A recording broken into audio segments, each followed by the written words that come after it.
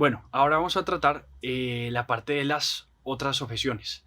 Entonces, resulta que hay personas que aceptan el argumento biológico, hay personas que aceptan el argumento biológico pero niegan el filosófico, hay personas que aceptan el biológico y aceptan el filosófico y aún así tienen argumentos a favor del aborto. Entonces lo que vamos a hacer ya en esta última parte es cómo responderle a las personas que tienen argumentos a favor del aborto, aun cuando reconocen que es una vida humana y reconocen que es una persona. Es decir, reconocen que la vida humana inicia en la fertilización y al mismo tiempo reconocen que el derecho a la vida inicia también ahí. O sea, que el derecho a la vida inicia con la fertilización.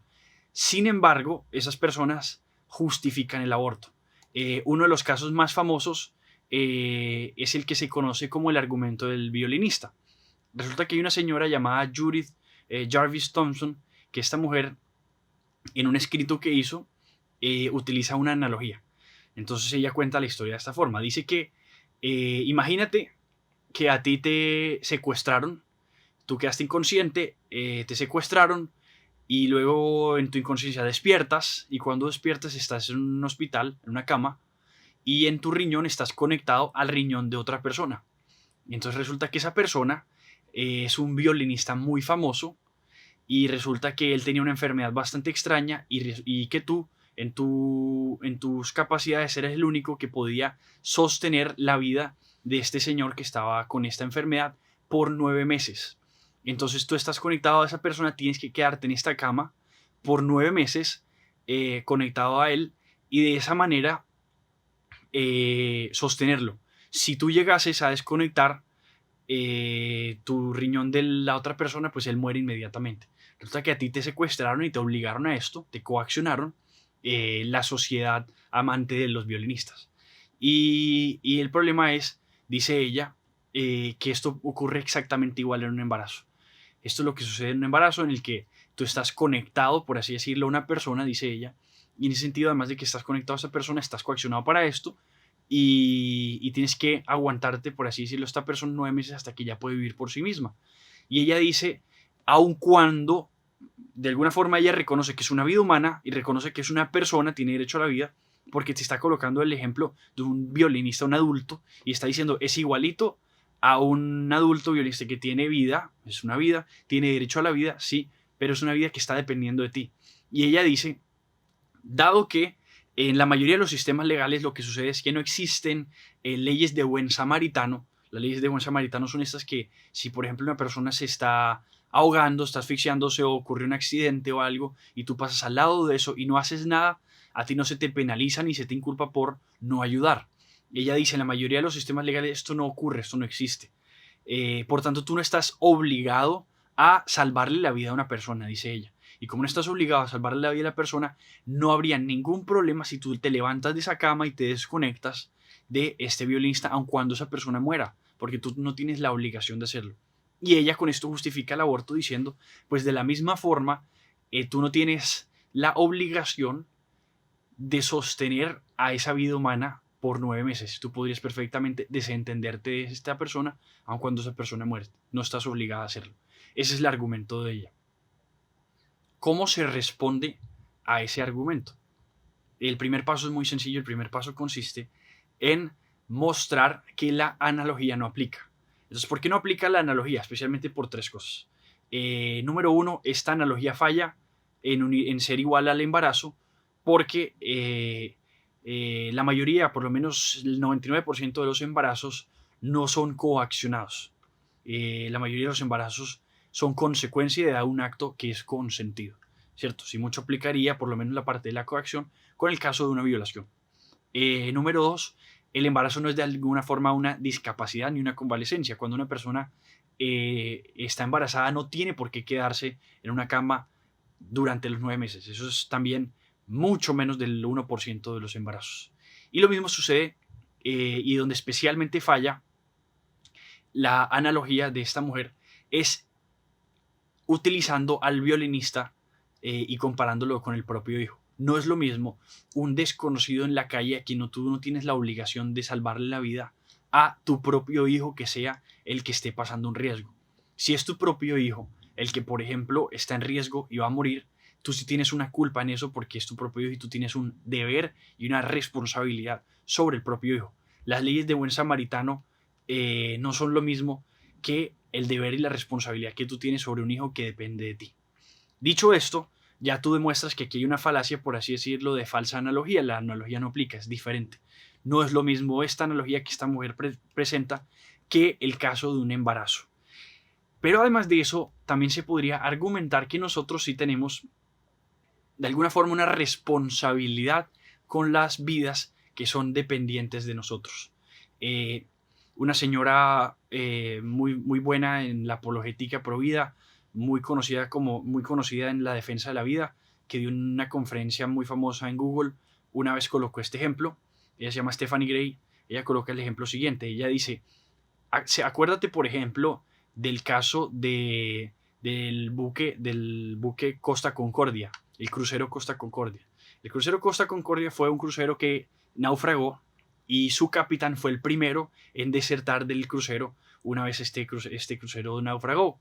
Me parece que incluso algunas personas murieron durante ese accidente y resulta que el capitán fue el primero en salir y todo el mundo lo condenó por su irresponsabilidad, porque teniendo una cantidad de personas dependientes de él, porque todas dependían de alguna forma de su forma de maniobrar, de su propio manejo, esas vidas dependientes de él, él las desechó, él se olvidó de ellas, digamos, se podría decir, se desconectó de esas vidas y por tanto incluso me parece que terminó hasta en la cárcel y fue una vergüenza pública el hecho de que él haya sido el primero en desertar de este crucero. Y tú podrías hacer un contraste entre este ejemplo y el de, por ejemplo, el caso de un piloto de avión muy famoso, conocido como Sully, en el que el avión aterrizó sobre el río Hudson porque pues tenía una falla pues mecánica el avión.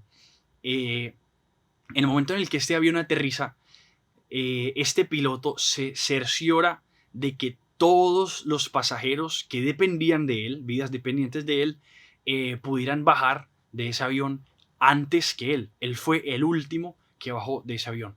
Y por eso, en este contraste, a Sully lo consideramos un héroe, una persona que actuó correctamente porque habían vidas que dependían de él y a esas vidas dependientes él las supo cuidar, él las supo proteger, en contraste con este señor capitán que las vidas que dependían de él, él se desentendió de ellas y las dejó morir.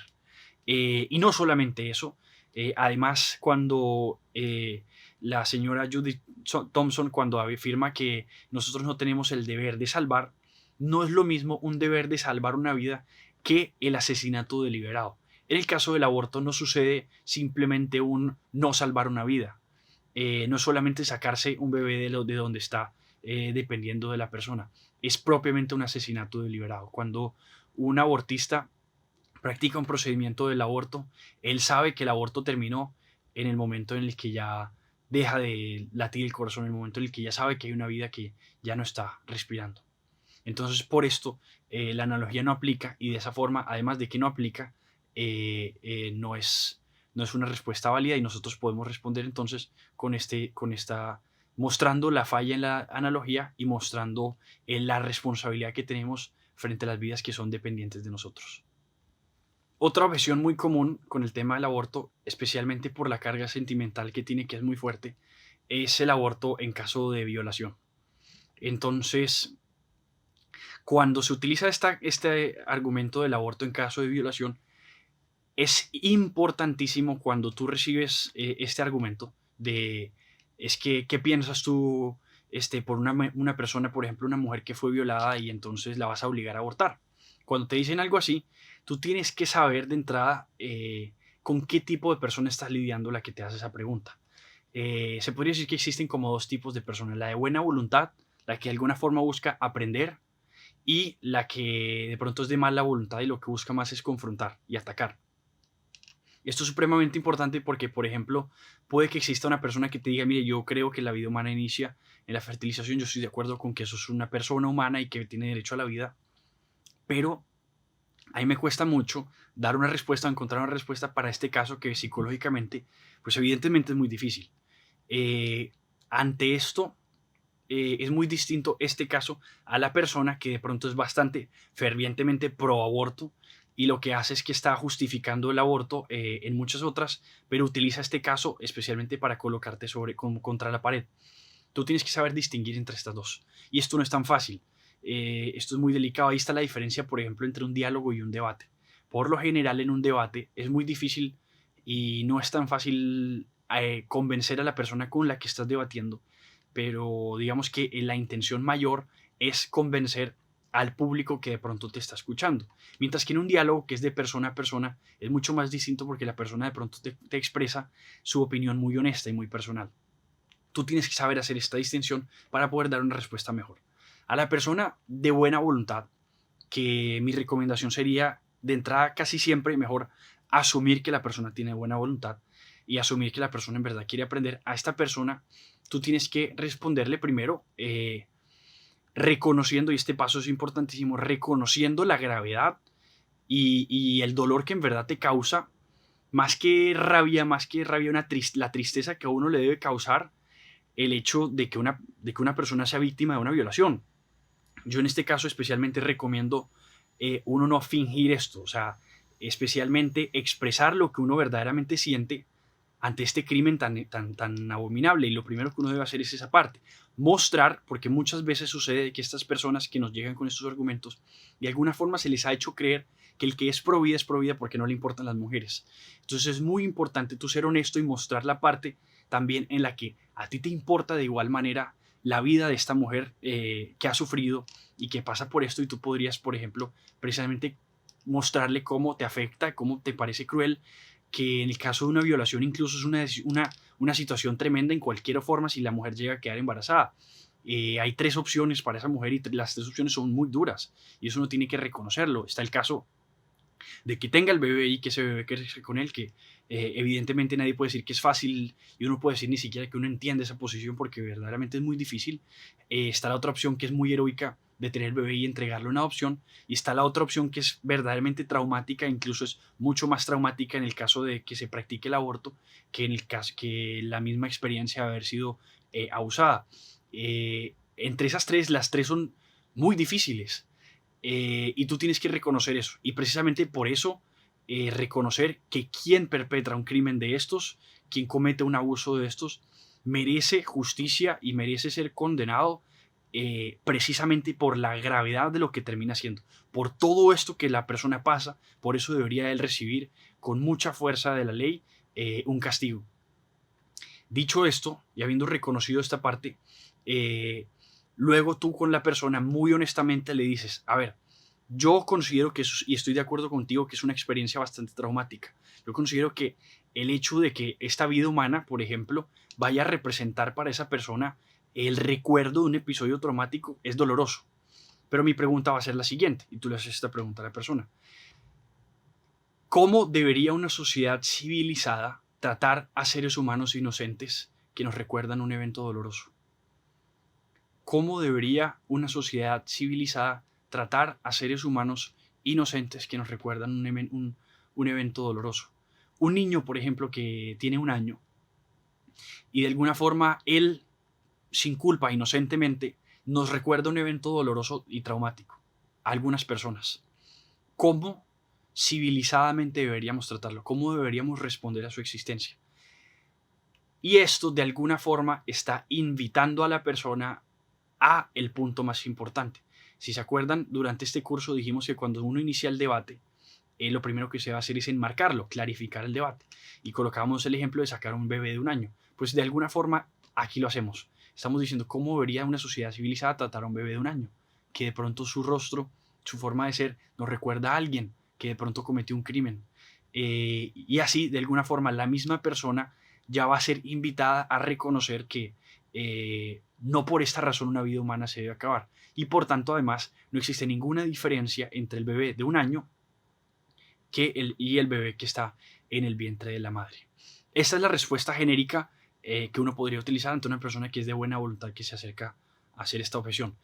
Y frente a la persona que uno de pronto se da cuenta que lo que quiere en el fondo es utilizar este caso extremo y atacarte, lo que le podrías decir es lo siguiente.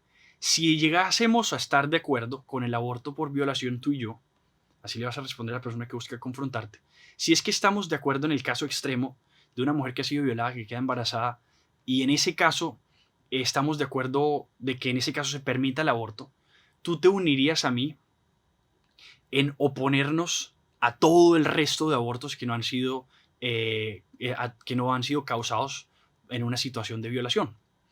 Esa pregunta es súper importante porque eso va a revelar la verdadera intención que tiene de pronto la persona. En la mayoría de los casos las personas utilizan el caso extremo para justificar el caso común.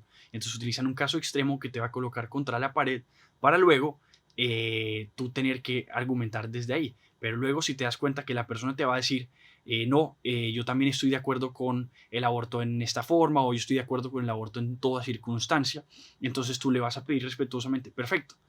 Entonces, debatamos desde ahí. O sea, no utilices el argumento extremo para justificarme el común. Más bien, debatamos desde este, que es el que, en el que ya nosotros podemos estar en un medio común, en una situación común.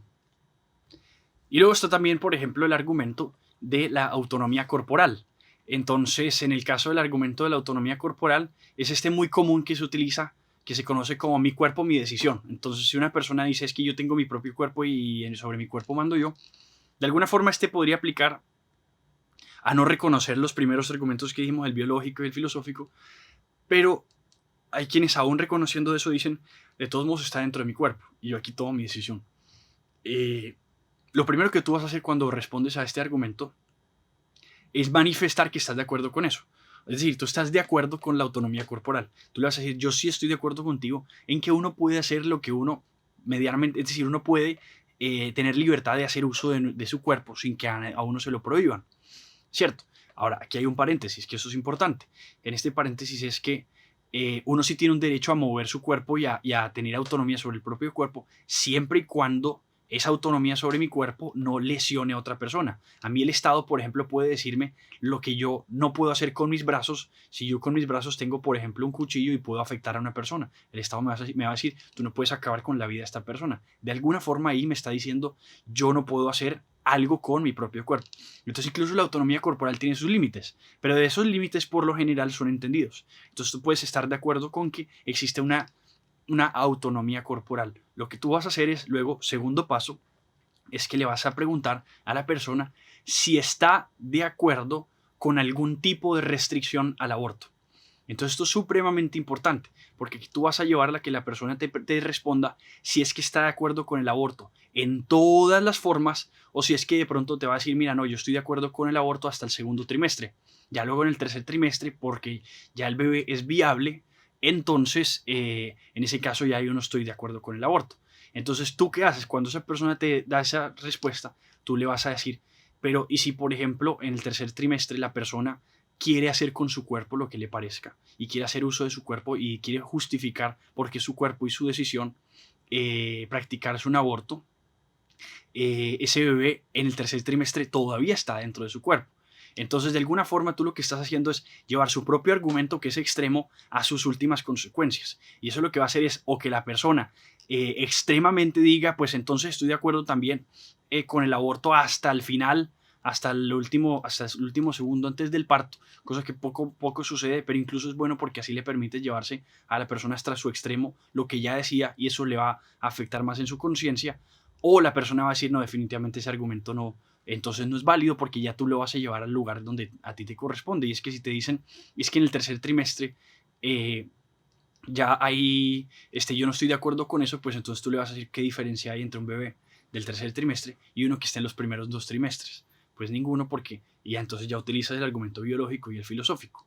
Así entonces tú llegas al tercer paso, que es entonces otra vez repasar los 3 argumentos que utilizaste. Y con eso ya le mostraste que aun cuando tú puedes estar de acuerdo con que podemos utilizar nuestro cuerpo para lo que queramos, claramente nuestro cuerpo no podemos utilizarlo para hacerle daño, o especialmente en el caso del aborto, para cometer injustamente un asesinato a una vida humana inocente.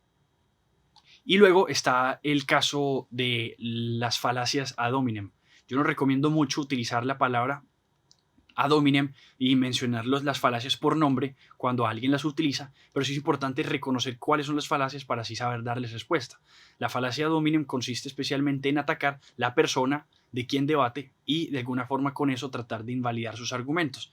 Entonces, si por ejemplo me atacan a mí, que yo soy pro vida, mi incoherencia personal, mi forma de pronto no expresarme o no articular mis argumentos de manera correcta, entonces ya con eso de alguna forma están diciendo que mis argumentos pues no son del todo inválidos. ¿Cómo respondes tú? Pues yo creería que hay especialmente dos falacias ad hominem que son muy fuertes y que las utilizan muchísimo. Una de ellas es aplicarla especialmente a los hombres. Entonces a los hombres le dicen, es que tú eres un hombre y como no tienes útero no deberías tener opinión. Como tú eres hombre y tú no pasas por lo que pasa una mujer que está en embarazo y que tiene todas esas dificultades, tú no deberías opinar sobre el aborto. ¿Cuál es la respuesta que tú deberías dar a una persona que te dice ese argumento? Tú le deberías colocar el siguiente ejemplo. Imagínate que una mujer va a lanzar a su propio hijo por un abismo. Y cuando le dices eso, tú le dices, ¿será que yo, aun cuando soy hombre y de pronto no entiendo por lo que está pasando esa mujer, podría tomar la iniciativa de salvarle la vida a ese bebé, por ejemplo, de 2 años que ella tiene en sus manos y que quiere lanzar por el abismo?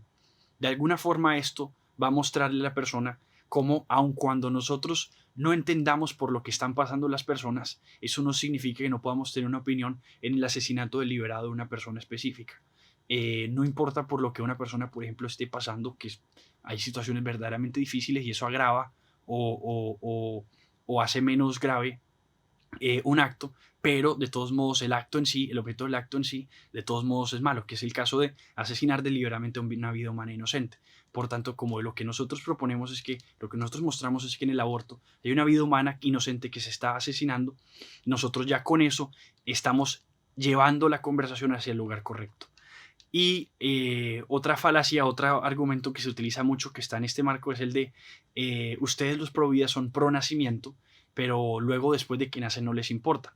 Y en este caso los pro vida cometemos muchísimo el error de jugar a la defensiva. Y entonces todo el tiempo estamos respondiendo, no, es que nosotros sí adoptamos muchos niños, nosotros tenemos obras de caridad, mira que a nosotros sí nos importa. Todo eso es bueno y todo eso está bien, pero esa no es nuestra argumentación. Lo que nosotros tenemos que responder es una frase muy sencilla. Oponerme a que los maten no me da la obligación moral de adoptarlos. Si yo me opongo a que maten a una persona, eso no significa que yo deba adoptar a esa persona inmediatamente. No es lo mismo oponerme a un asesinato a tener la obligación de hacerlo. Imagínate, por ejemplo, que hay una familia que se está incendiando en una casa y los bomberos les llegan y les dicen, si ustedes van a salvar esas vidas, si ustedes van a permitir que sigan viviendo, entonces deben estar dispuestos a cuidarlos y mantenerlos por el resto de la vida. Claramente hay una diferencia muy grande entre oponerse a que alguien se muera, salvarle la vida y tener una obligación luego de eso de sostenerlo por el resto de su vida. Entonces con esto podemos responder perfectamente a estas que son conocidas como las falacias ad hominem. Y por último, este es quizá el argumento que más se está utilizando hoy. Este es el argumento que de pronto más se está utilizando como en la esfera pública. Es el argumento que muchos grupos feministas están utilizando para promover muy fuertemente el aborto. Todo lo que hemos hecho aquí hasta ahora es mostrar cómo el aborto es éticamente incorrecto, es injustificable, es inaceptable. Pero hay quienes, por ejemplo, en la argumentación llegan y te dicen que quieren evitar la discusión ética, la discusión moral, y simplemente quieren aterrizar todo en el plano legal. Entonces te dicen, aquí no estamos hablando de si aborto sí o aborto no, lo que queremos saber es si aborto legal o no, o mejor aún, dicen, aborto seguro o inseguro. Entonces parten de una premisa y es de que los abortos ya suceden. Entonces en el fondo el argumento de ellos es que como ya suceden y suceden en lugares clandestinos, en lugares inseguros, lo mejor es legalizar el aborto para que así no ocurra en lugares seguros y así las personas que se practican estos abortos no pasen situaciones inseguras difíciles. En esto aquí es muy importante saber responder porque muchas veces cometemos errores porque no recibimos el argumento que se nos da de la forma como, o sea, aceptamos todas sus premisas y nada más atacamos a la conclusión. Entonces esto tiene también 3 pasos. El primer paso es reconocer que de ninguna forma es aceptable que una mujer sufra en un lugar de abortos clandestinos. Es afirmar, mostrar también nuestro lado humano donde claramente nos duele y nos preocupa que existan mujeres, por ejemplo, que mueran en lugares de estos de abortos clandestinos. Y si, por ejemplo, te han dado una cifra, primero verificar que la cifra sea correcta, pero de todos modos no desestimar esa cifra. Es decir, por el solo hecho de que en un año, por ejemplo, mueran 3 o 4 mujeres en clínicas de abortos clandestinos a causa de estos abortos inseguros, eso no es algo que uno deba desestimar como, son pocas cifras, no son tantas las mujeres. Es bueno reconocer que nos duele, porque claramente sí. O sea, cada vida duele. Lo que pasa es que al mismo tiempo que nos duelen 3 o 4 o 20 mujeres al año que puedan morir, por ejemplo, por situaciones clandestinas, resulta que puede que hayan también 22, 30 mil bebés en los vientres al año que mueren. Y lo que nosotros, nuestra propuesta es salvemos las dos vidas. Tenemos que siempre argumentar al favor de las dos. Y en ese sentido, lo primero es reconocer, mostrar que a nosotros estamos a favor de esa vida y que nos duele y nos preocupa y nos parece inaceptable que mueran mujeres en estos lugares. En el fondo, lo que nosotros buscamos no es aborto solamente, no es que el aborto pase a ser clandestino, es que no exista en un principio. Pero luego de eso, el segundo paso es otra vez preguntarle a la persona si es que está de acuerdo con algún tipo de restricción al aborto. Preguntarle a la persona si de alguna forma está en contra del aborto en alguna situación, como se utilizó con el pasado.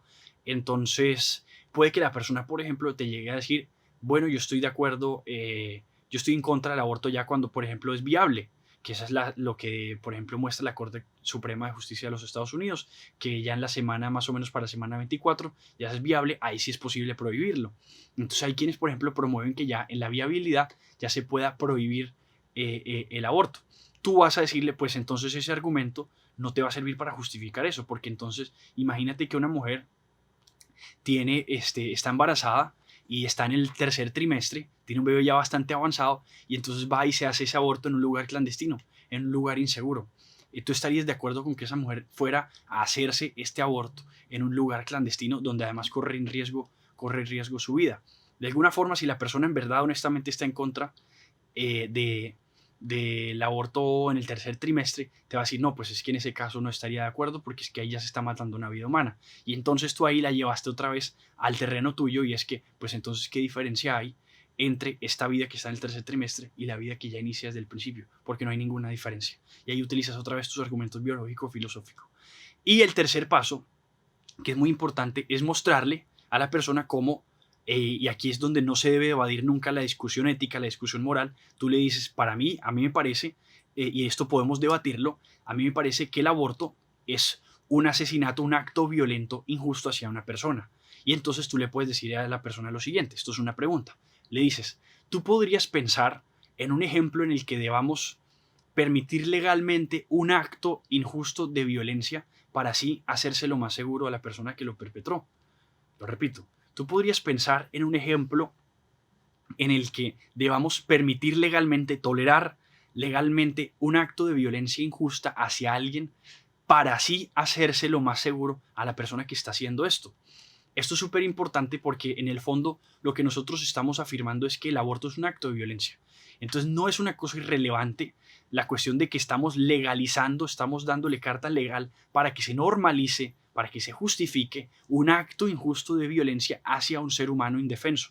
De ninguna forma alguien toleraría, por ejemplo, que la violación, por ejemplo, el acceso carnal violento, fuera legalizado para así, de alguna forma, hacerlo menos inseguro. Eso sería una barbaridad. ¿Y por qué entendemos que sería una barbaridad? Porque entendemos muy claramente el daño que hace el acto de violación, por ejemplo, a una persona, así cualquier otro homicidio, cualquier otro asesinato.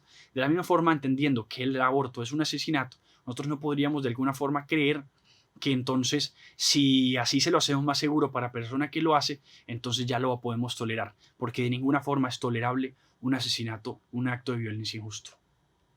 Y por último, aquí les va a quedar en esta parte un mapa donde con este mapa tú te vas a poder dar cuenta cómo le respondes a cada argumento a favor del aborto.